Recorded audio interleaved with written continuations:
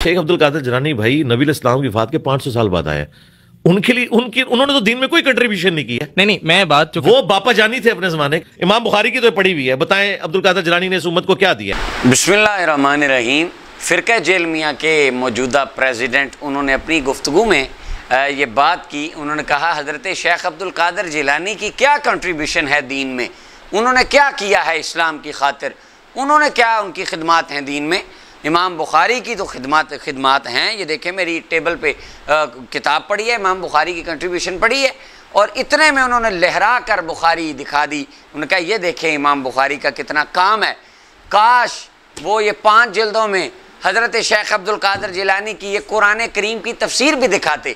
ये 5 जिल्दों में मेरे सामने मकतबतु दारुल इल्मिया अल बैरूत की मतबूआ तफसीरुल जिलानी, जिसको लिखने वाले हज़रत सैयदना शेख अब्दुल कादिर जिलानी रहमतुल्लाह अलैह हैं, ये 5 जिल्दों में अल्लाह ताला के कुरान की तफसीर उन्होंने लिखी है। अब आप बताएं इमाम बुखारी रहमतुल्लाह अलैह ने सही बुखारी में जो किताब तफसीर कुरान लिखा, उसमें टोटल 503 अहादीस उन्होंने किताब तफसीर कुरान में ज़िक्र फरमाई। यानी कुरान की तफसीर में 503 रिवायात उन्होंने टोटल लिखी, जबकि इमाम शेख अब्दुल कादिर जिलानी रहमतुल्लाह अलैह ने पूरे कुरान की हर आयत की तफसीर करके ये तफसीर जमा फरमाई। अब देखा जाए कुरानी खिदमत के एतबार से तो किसकी खिदमत ज़्यादा है।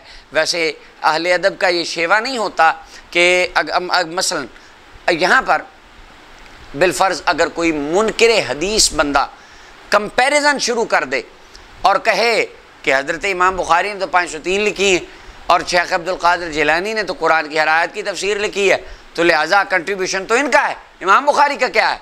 तो ये फ़िरक़ा जेहलमिया के जितने भी अफराद हैं मुँह लटकाते दनदनाते फिरेंगे और इल्मी तौर पर इनके पास कोई जवाब ना बन पाएगा। अहले अदब का ये शेवा नहीं होता कि 2 अल्लाह वालों का आपस में इलेक्शन करवाएं। फ़िरक़ा वारियत की लानत में डूबे हुए ताफ़ुन ज़दा अफराद का शुरू से ये शेवा रहा है कि वो 2 अहले इल्म, 2 सूफिया औलिया नेक शख्सियात अहलुल्लाह, उनका आपस में इलेक्शन करवाएंगे। भाई फ़लाँ ने तो ये किया है, मेरे उस्ताद ने तो ये किया है, तेरे ने क्या किया है, फ़लाँ ने तो ये किया है पर फ़लाँ ने नहीं किया, ताकि लोगों के दिल में दूसरी शख्सियत का अदब कम हो या उनके बारे में गलत वहम गुमा पैदा हो। जबकि देखा जाए तो 4x4 की उस एकेडमी से दिन रात एक ही रट सुनने को मिलती है, जाली रवायत है, फलानी रवायत झूठी रवायत है। और इन बच्चों ने मोबाइल पकड़े हुए हैं और कहते हैं आपकी रवायत, 1 मिनट में सर्च करता हूँ, ये रवायत ज़ईफ़ है। आपको कैसे पता चला ज़ईफ़ है? यदि फ़लाँ रावी इसमें कज़्ज़ाब है। अच्छा जी, फ़लाँ रावी कज़्ज़ाब है, तो फिर जिस रवायत में कज़्ज़ाब रावी हो वो रवायत जाली होती है। अच्छा जी, ये आपको किसने बताया? ये मुहद्दिसीन का कायदा है।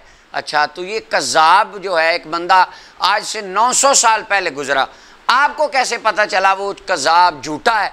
जी इमाम इब्न हजर अस्क़लानी ने लिखा है। किस किताब में लिखा है? तहज़ीब में। अच्छा जी, ये तहज़ीब इमाम इब्न हजर पर नाजिल हुई थी? नहीं, ये अल्लामा मिज़्ज़ी की किताब तहज़ीबुल कमाल का खुलासा है। अच्छा, तो अल्लामा मिज़्ज़ी 900 साल पहले थे? नहीं, उन्होंने इस किताब को लिया है हज़रत अल्लामा इब्न क़ुदामा अल मक़दसी की किताब अल कमाल से। इब्न क़ुदामा कौन है? शेख अब्दुल कादिर जिलानी के शागिर्द हैं, उनके खलीफा हैं। ये जो आप जाली झूठी ज़ईफ़ अस्माउर रिजाल और जल्ह व तादील के उलूम के ऊपर आप गर्दानते फिरते हैं अपनी ज़बान को, ये सारा इल्म आपको हज़रत शेख अब्दुल कादिर जिलानी के खैरात में मिला है, उनके शागिर्दों ने उम्मत तक पहुँचाया है।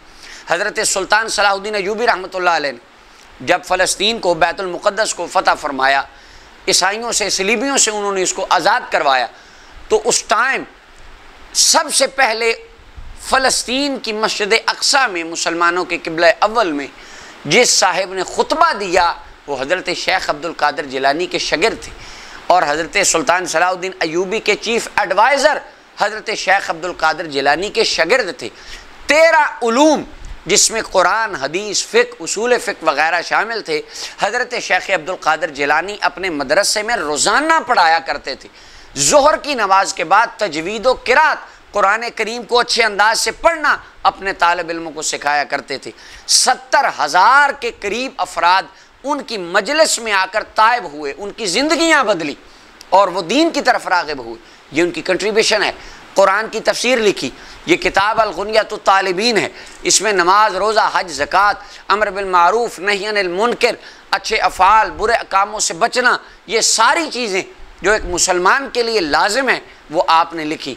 किताब फुतूहुल गैब, सिरुल असरार में तौहीद के आपने मोती बखेरे और लोगों के अकीदा तौहीद को दुरुस्त फरमाया। और आज से चंद साल पहले आप अपनी ही ज़बान से हज़रत शेख अब्दुल कादिर जिलानी की एक किताब की अज़मतों को बयान कर रहे थे, लेकिन जिस तरह वक़्त बदला आपने अपनी रविश बदली और ये अंदाज़, ये पैंतरा बदला कि उनकी क्या खिदमत है। ये मुनाफिकाना रवैया होता है कि एक किताब दिखाएं, ये इमाम बुखारी की शान है जी, उनकी कंट्रीब्यूशन है, उनका कमाल है। बाकी उन्होंने क्या किया है? काश आप ये 5 जिल्दें भी दिखाते, हज़रत शेख अब्दुल कादिर जिलानी की किताब भी दिखाते कि उन्होंने अल्लाह के कुरान की तफसीर लिखी है, उनका भी दीन में कंट्रीब्यूशन है।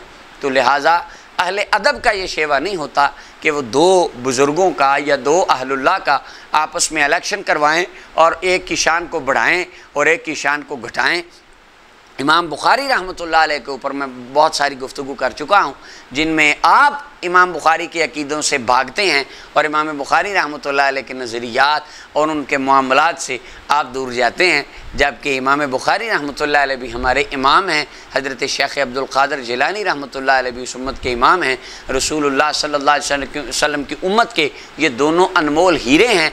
हर एक ने अपने अंदाज में काम किया। लिकुल्ल फ़न्न रिजाल, हर फ़न के कुछ मर्द होते हैं और हर बंदा अपनी डोमेन में काम करता है। हज़रत शेख अब्दुल कादिर जिलानी रहमतुल्लाह अलैह आपने अपनी डोमेन के मुताबिक काम किया और इमाम बुखारी रहमतुल्लाह अलैह ने अपनी डोमेन के मुताबिक काम किया। दोनों ने अपने अपने अंदाज में दीन की खिदमत की। अल्लाह ताला ने दोनों की खिदमत को कबूल फरमाया। इमाम बुखारी रहमतुल्लाह अलैह की किताब को अल्लाह ताला ने ज़माने में शोहरत बख्शी और हज़रत शेख अब्दुल कादिर जिलानी रहमतुल्लाह अलैह की ज़ात और उनके फैज़ को अल्लाह ताला ने ज़माने भर में शोहरत बख्शी। और आज भी इन दोनों नफूस कुदसिया का फैज़ान ज़िंदा है। अल्लाह ताला अपने तमाम प्यारे बंदों से हमें मोहब्बत की तौफ़ीक बख्शे और उनके हर तरह के इल्मी काम से हमें मुस्तफ़ीज़ होने की तौफ़ीक अता फरमाए।